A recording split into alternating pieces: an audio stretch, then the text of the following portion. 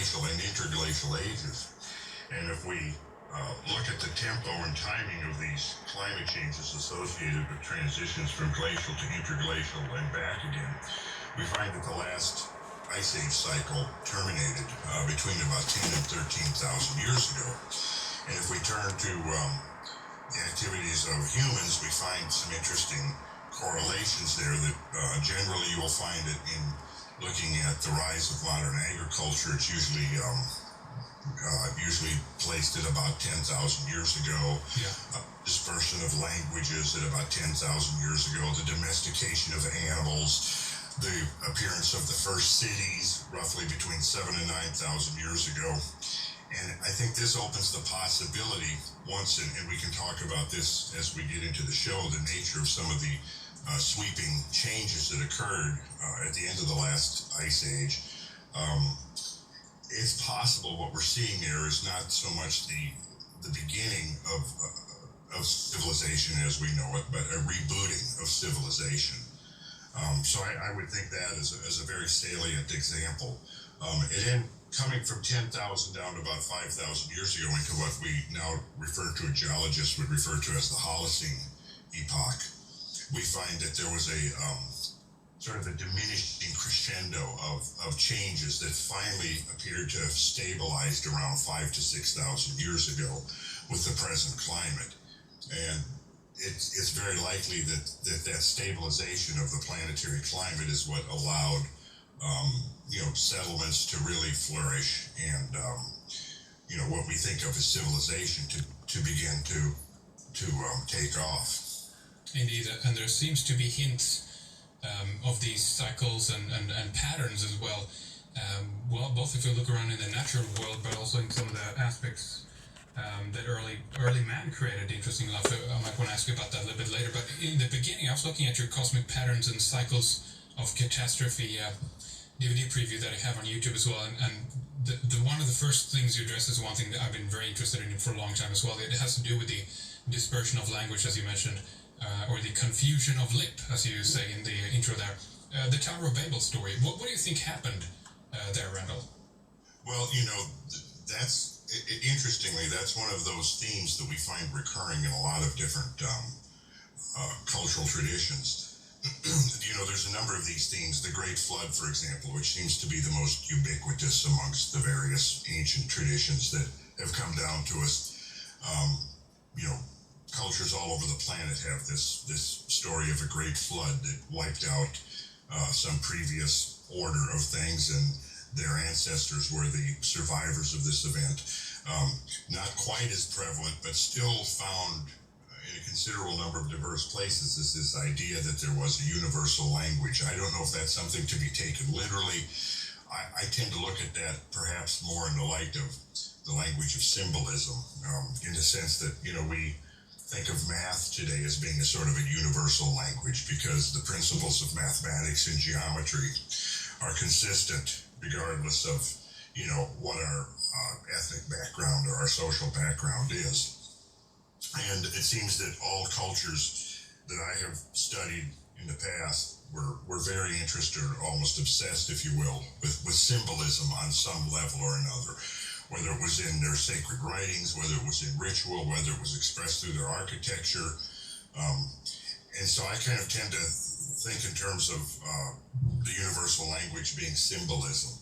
And it's clear that from looking at these stories that there may have been some effort on the part of man to aspire to something much greater than perhaps given credit for, yet some natural event or catastrophe intervened to circumvent this aspiration. Whether it was actually literally a tower or not is difficult to say. Mm-hmm. Yeah. Certainly possible that when you would have an event like this that could cause the physical dispersion of various groups of people, that within a few generations the language, of course, is going to begin to diversify to the point where it will evolve to where at some point it'll become very difficult for one group isolated from another group to communicate any longer. I don't necessarily think it implies that it was like an instantaneous process, but it may have been something that happened, over a matter of centuries. And it could have been a result of some kind of a natural event that, terminated some grand social experiment that was underway at the time. The Bible's account has this in the context of God, or the gods actually in plural as you point out, but do you think that these stories are literal, that this is what actually happened, that someone else intervened maybe in unison with a catastrophe, or do you think that these are stories that are supposed to talk about and represent, again, symbolically then, natural forces that were happening at the time that caused our previous civilization then, if you will, to collapse basically? Yeah, I think that I definitely think there's a literal component to it. I think that my reading of this would be that there are actual events that have occurred, and then overlaid on those are, moral teachings and projections from the folks that have preserved these stories. I do tend to believe, though, that most of these stories do have some type of a literal reality to them.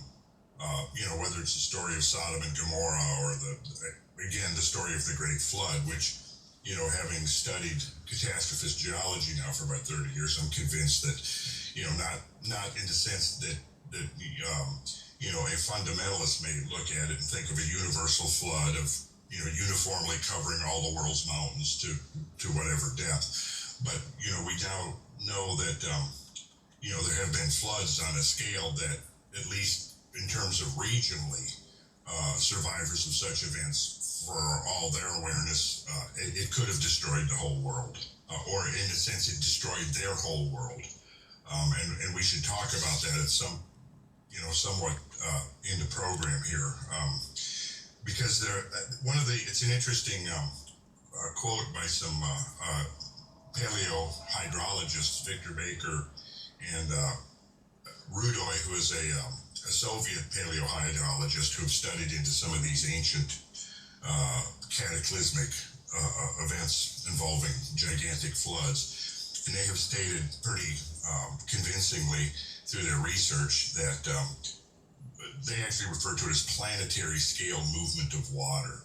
And it's something that seems to have been missed by a lot of historians and folks that look at and try to assemble the story of humankind without realizing that there have been events, and we're talking about hydrological events that would involve the conveyance of billions of cubic feet of water per second, which is completely outside of our modern experience. And yet, when you realize the scale of these kinds of events, it's apparent that anyone who survived a flood of this magnitude could easily be convinced that they were the only ones.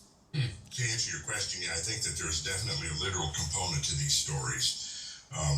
But that doesn't mean that there's been a lot of symbolism and moral traditions or teachings grafted onto them. Oh, for sure. Now, planetary scale with the movement of water. What could that be that creates something huge like that, do you think, Randall?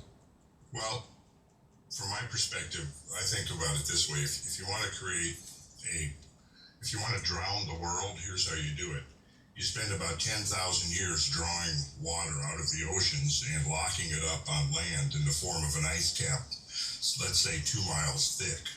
So when you pull out, say, 6 to 7 million cubic miles of water out of the ocean and lock it up on land, you create a tremendous potential energy there. When you think of a 1 mile cubic ice cube, and you lift the thing up a mile above the surface of the ground to an altitude of a mile, you've created a tremendous potential energy there. Now imagine that you could suddenly release that water that's locked up in the ice. And in effect, what we see is that at the end of the last ice age, we have a meltdown of the great ice sheets that was inexplicably fast, beyond anything that